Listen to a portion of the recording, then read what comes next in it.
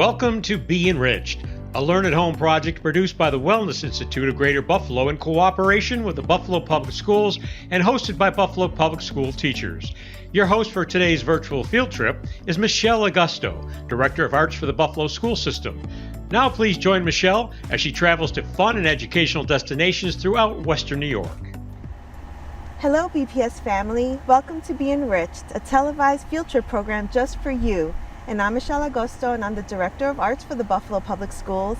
And I am here with a good friend and colleague, Dr. Tamara Alsace, and she happens to be the past secretary and current board member of the Hispanic Heritage Council of Western New York. And thank you, Tammy, for being with us.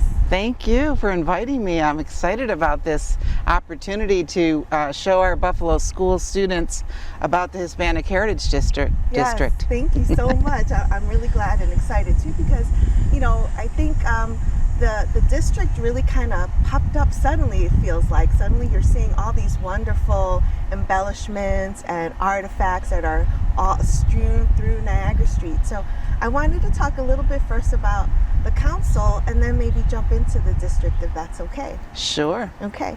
So the council, the Hispanic Heritage Council of Western New York, that was founded in 2010, so that's now 10 years old, so happy anniversary. Thank you. And I know the mission is to foster and inspire awareness, understanding and appreciation of past, present, and future contributions of the Hispanic community in Western New York. And so I'd like for you to kind of share what that really means to our young people. What does that mean to dedicate and foster awareness, understanding, and appreciation for Latinos and Hispanics in this community? Well, our community has a long and rich history here in Western New York, and many of our elders, the people that came before us, are gone and they're going. Mm-hmm. And we've been, one of the first things that we wanted to do as a council was to start to capture their stories through oral histories. And we have those digitized in a collection with the Buffalo and Erie County Public Library. And we are attempting to capture the history that we're making each day. So heritage isn't just about the past, it's also about the present and the future. Mm-hmm. And we want to be able to pass on to our children the accomplishments of our community and to kind of change the narrative of the Latino community as being one that is impoverished or underprivileged, and one that is actually very rich in culture, rich in language, rich in diversity, mm-hmm. and in many other ways. Yes, definitely. And I think that that really points to the fact of the kind of collaborations that the Hispanic Heritage Council of Western New York has had, and to kind of support that mission. So can you share some of the things you've done with other organizations to make that happen in our Sure. city? Well, even the district seems like it popped up overnight, but it actually didn't. It was years of hard work and fundraising, so we had a lot of supporters from private corporations and foundations that gave us funding to be able to accomplish what we did. Collaborations, as I mentioned, with the Buffalo and Erie County Public Library. That's where our offices are housed right now. And with other culturals like the Historical Society that had a display of our historical panels, the Science Museum, the Botanical Gardens, the zoo, all of the major cultural organizations in our region have had collaborations with us in one way or another during Hispanic Heritage Month and in other ways. The Exploring More Children's Museum, the Darwin Martin House. Mm-hmm. I could just go on and on. Yes, and it's so fun that you've mentioned them because we're showing, you know, they're part of our show, BeEnriched. So it's so nice to see those connections within our show. So it's really kind of fun to hear. And it's wonderful to see Hispanic culture represented in all of those long-time cultural organizations that may not have always been seemed as accessible to our community. Yeah, I agree with that. So talking about accessibility, we happen to be here right in Prospect Park, which is on the corner of Puerto and I don't know this street, but near D'Youville. This is Prospect. Oh, this is Prospect. Thank you.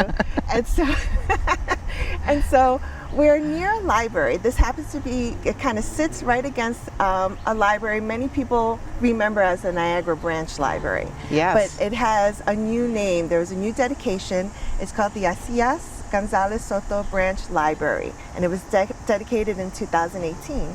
Can you talk about why the Hispanic Heritage Council thought that was important to do?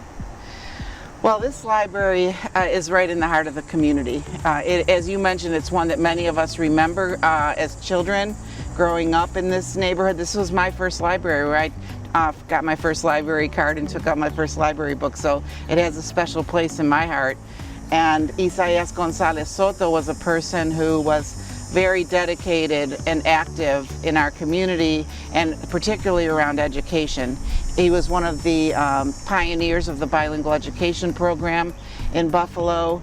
He hosted educational programs and a radio show that helped to educate and empower our community. And he dedicated really his career to improving educational outcomes for Latinos in Buffalo. Very nice. And so when you had the dedication, was that a community decision? How did that come about to say this is the man that we're going to name this public institution? I think it's the first time a Latino's name has been on a public institution. Is that right? It is. Okay. And we were very excited to be able to spearhead that process.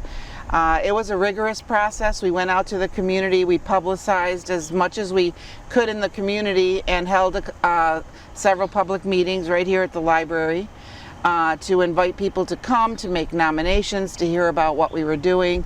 And we received nominations. We formed a committee that included a cross-section of the community from within and without, outside of the Latino community. And through that rigorous process, his name just rose above all the rest. And there are many people, of course, that could be deserving of having a building named after them, but it seemed very appropriate that this one, being that it's a place of learning and books, would be named for someone like Isaías González Soto. Yeah, I agree. And so talking about process, and there's so many things that go into the kinds of things that are now showing up on Niagara Street, which is called La Avenida San Juan. Yes. And I know that we have dedicated and been part of the creation of several murals on Niagara Street. And so I was wondering if you could talk about them. There are two. There's one really, really big one and one slightly smaller one. Yes. But they're both really significant, and I was hoping you wouldn't mind sharing both of them with us. Sure.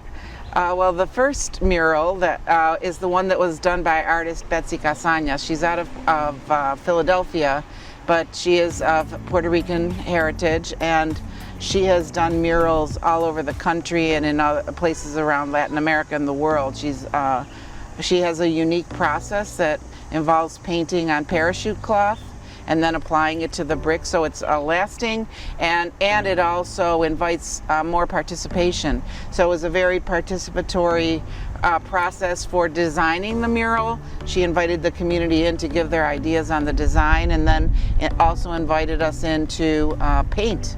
And many of us were able to spend some time painting it at pieces of the parachute cloth were at different locations, like the downtown library, right at the site in the building, right at the site where the mural is. So for our young people, so parachute cloth is like this giant like canvas. Yes. Right? Okay, yes. and then she can just kind of stick then on a wall. She sticks it on and applies a coating, and so it lasts quite a long time. It's very durable and weatherproof and all of that, because imagine a parachute has to be very strong in order to That's right. safely deliver people to the ground. Right.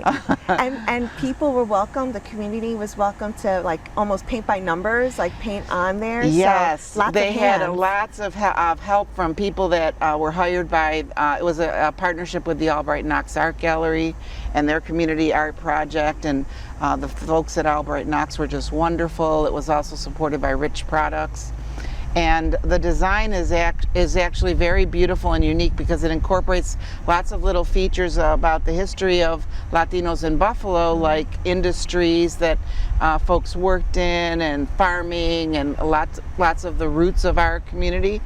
It also represents the 3 different cultures that make up Latinos and Puerto Ricans. Latino Americans are African, Spanish, and Indigenous. And all of those are represented in the mural, and it's absolutely beautiful and wraps right around the building. Yeah, that's If so anyone unique. hasn't seen it, that's a definite stop along the walk down Avenida San Juan. Yes, and it's nice because when you come down, it's interesting because the Peace Bridge is not too far from here, and it's kind of like an entryway into the Hispanic Heritage District. And when you make that right turn onto Niagara Street, it's like the first thing you see. Yes. It's beautiful. It is just beautiful. And so can you talk about the other smaller mural? Yes, that's one that you are very familiar with as Yes. well, because you and I worked together. We were able to get a wonderful grant from the Community Foundation for Greater Buffalo to have a mural project that involved Buffalo school children in 4 different schools, working with local community artists and the art teachers in the school to get additional art instruction and actually design and paint the mural. And so over the course of several months, the students were engaged in art classes on Saturdays after school, and then we had some fantastic master artists, Patrick Foran and Patricia Butsky, who were able to take all of the ideas from 4 different schools, all the different children and the artists, and bring it all together into this beautiful mural that is called From One Home to Another. Yes. And it depicts a lot of symbolism from the countries that our students come from, not just Latino students, but Burmese and Nepali, Somali, all different students from different places, and then symbols from here, from Western New York, like Niagara Falls and the Peace Bridge and houses along Niagara Street. And Shark Girl. And Shark Girl, yes. And we also invited folks to come along and paint, and some people took advantage of that. I know I was eager to be one of the painters that did a little piece. Yes. Just a very little piece, but it felt wonderful to be able to be a part of these fantastic art projects that will last and be a source of pride to our community for years to come. Yeah, I agree with you, because I think there is a power in the participation of the community, and I think there is a pride that goes into that. When young people go by and see the mural, they can say, I painted that moto over there, or I did that kite, and I just think it just gives a sense of pride and accomplishment and purpose. To Sure. some of our young people. I love art. Did I tell you that before? Really?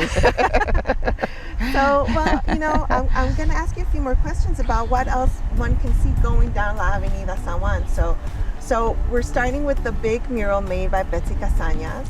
Well, even before we get to the big mural, we have the arches that were designed by, at the time, one of our Hispanic Heritage Council directors and a local artist, Eileen Gonzalez Marti. And she designed the Avenida San Juan arches that are done with beautiful metal scroll work. Yes. And they adorn the street at both ends of the corridor. And then we have the murals. We have the The moros? Yes. We call them morros, but Morro is actually the castle. Yes. So Morro is the fortress in San Juan and San Felipe del Morro. It's actually the oldest fortress in the Americas. It was, built by the Spanish, Yes. who were conquerors of the Caribbean. So that's part of our history that has many sides to it, Yes. and very deep feelings about that part of our history. Yet many of our Latin American cities have fortresses like that. As a matter of fact, in St. Augustine, Florida, the oldest fort on the continental U.S. is there in St. Augustine, and actually looks a lot like San Felipe del Morro. It's that's called interesting. Castillo San Marco. Okay. And so those parapets were the outlooks for watching to safeguard the city from invaders or hostile people. Right. So that weren't them, right? Right. And within those artifacts on Niagara Street, we have history. Many of the same historical events that are captured in the panels in our traveling display are permanently there, and the flags of all of the countries of Latin America are also displayed there. Yeah. It's the history of our community with pictures, with stories from different perspectives in education, in industry, and farming, politics, all of the different places in the community where our people have made a mark. Funding for BeEnriched is provided through the generosity of the Community Action Organization of Western New York, the CAO. For more information on the CAO's five-pronged approach to fight poverty in the Buffalo area, log on to caowny.org. Funding for BeEnriched is provided through the generosity of Harmac Medical Products, an award-winning international contract manufacturer of single-use medical devices, located on Bailey Avenue on Buffalo's east side. For more information, log on to harmac.com. Funding for BeEnriched is provided through the generosity of KeyBank in partnership with the First Niagara Foundation. KeyBank, planning a better tomorrow for our clients, communities, and teammates. KeyBank opens doors. For info, log on to keybank.com. So that historical timeline that you said is kind of the archived, or the information is archived at the library here. There is a historical timeline, a history project, and that travels, like you said. And those pieces are kind of placed around these sculptures, right? So people can actually read them, and while they're waiting for the bus or walking their dog or just taking a leisurely walk. Sure, they can learn about a lot of the remarkable people of our community. And we have a lot of remarkable people, and there are people that, may not be captured there as well, that this is an ongoing project that we want to continue in perpetuity. Right. Because we're always creating history every day that we are part of this community. Yes, so we have the Morro parapets, and then we have wayfinding signs, and you have buffaloes too. Yes, we have buffaloes as well. That's kind of nice to have as an entryway to the other side of Niagara Street, sure, which is closer to City Hall. And we visited City Hall the other day, and right now there's a flag that's been posted and raised. Yes, the Puerto Rican and Hispanic Day Parade Association raises the Puerto Rican flag every year in front of City Hall. It usually kicks off a season where that involves the Puerto Rican Day Parade and a festival down at LaSalle Park. Of course, this year that's not possible due to the pandemic, but it's one of those community events that we look forward to every year and are part of the history that we're creating, that I've been talking about. That's right. And so I know that starts all the way down in City Hall because they have an annual parade, but this year they couldn't do that. I think there's going to be a virtual parade though. But it starts from downtown City Hall and it goes all the way up La Avenida San Juan and stops right here. Yes. And I just want to get a sense, for our young people who have never seen the Puerto Rican and Hispanic Day Parade. It is a party and is very joyous. Can you kind of describe like the things you may see at one of these parades? Oh, it is. I know you're there. Yes. Yes, we've been marching in the parade for several years.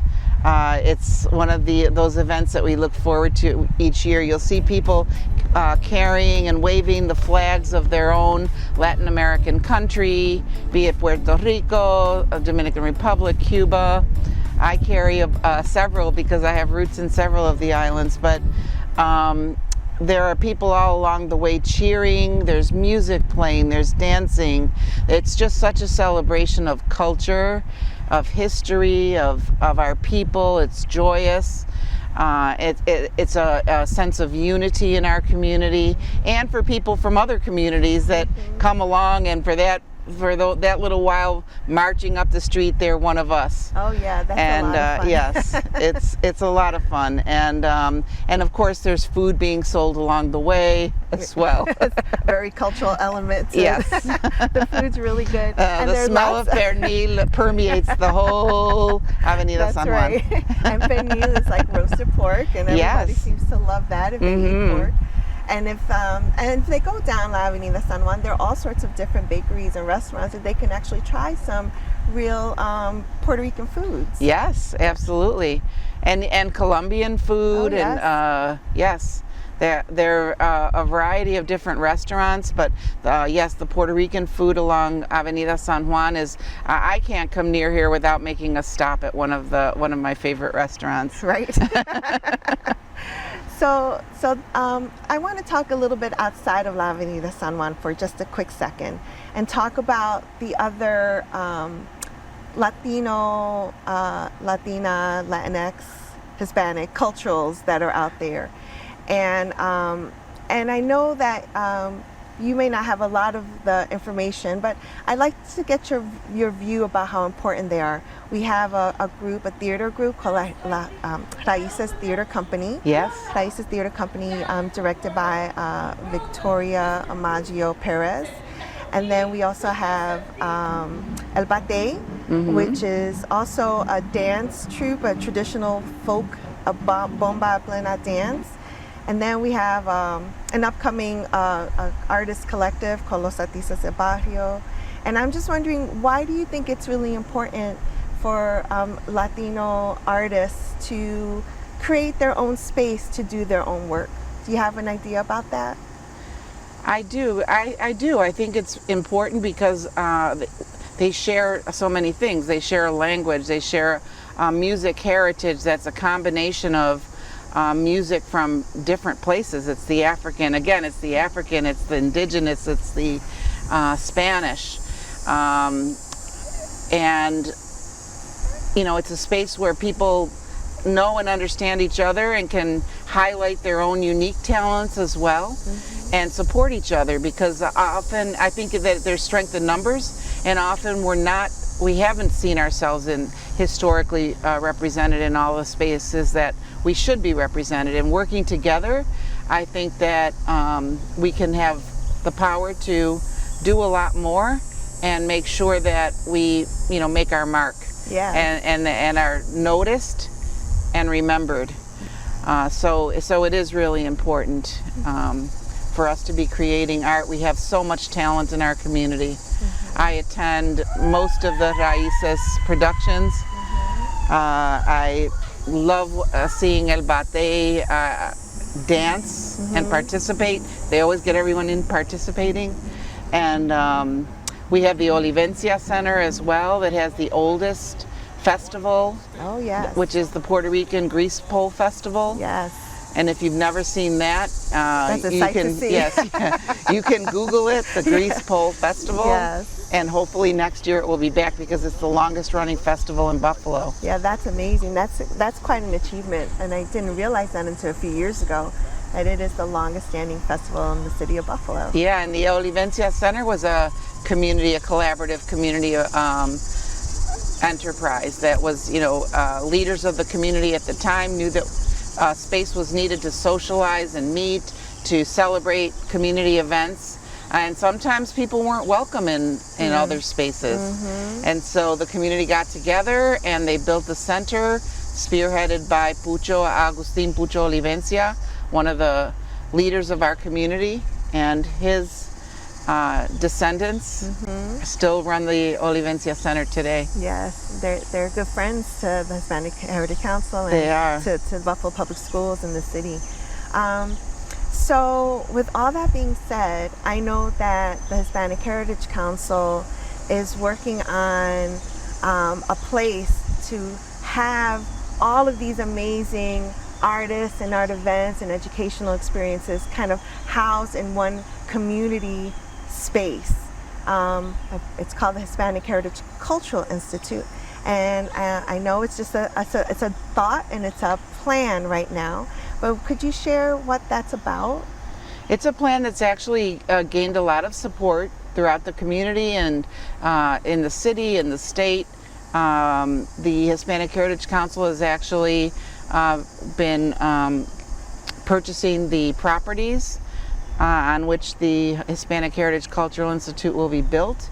It's going to be it's going to have a theater. It's going to be state-of-the-art and have spaces for community organizations to have their offices if they so choose. We're going to partner with the Raices Theater Company there, and we will have broadcasting studio for digital media, and really have a place where we won't be a service provider. We'll be a place where we can foster creativity, innovation, and really take our youth and our community to into the future. Yeah. Some of the work that we'll be doing isn't even conceived of yet. Right. So we really want it to be a place where we innovate and where everything is possible. Right. And actually some of it is being conceived because one of the programs that will be housed there is the Guitar Initiative. Can you talk a little bit about the Guitar Initiative? Oh yes, we already have a guitar initiative that's through a generous grant from the Cullen Foundation. We were able to purchase guitars, and over the past year we started guitar lessons held right here at the Isaías González Soto Library. We were able to bring in internationally renowned guitarists to perform for the community along with the students, young people who are studying guitar at the Capellas Manuscript Museum. And we held a series of concerts. Of course, they were cut short by COVID, but the lessons continued virtually. Yes. And we'll be soon posting a series of videos of the performances of the students. And that guitar initiative will continue and then be housed at the Hispanic Heritage Cultural Institute when it is erected. Well, thank you, Tammy, so much for joining us today and sharing so much about the Hispanic Heritage District and the community, and I really do appreciate your time. Thank you for inviting me. It's been such a pleasure. And thank you all for watching, and we'll see you next time on BeEnriched.